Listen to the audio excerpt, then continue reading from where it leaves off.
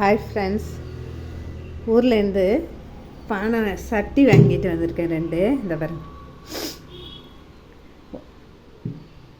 ஒன்று வந்து பிரியாணி பண்ணலான்னு ஒரு சட்டியும்,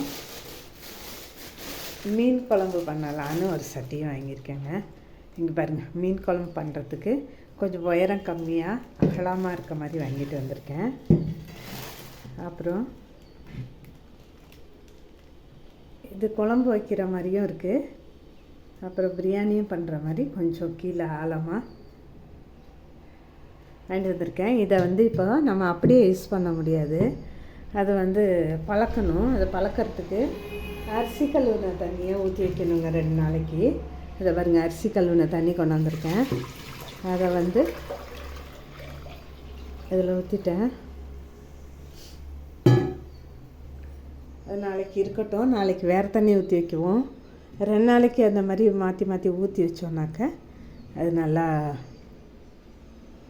சட்டி பழகிடும்.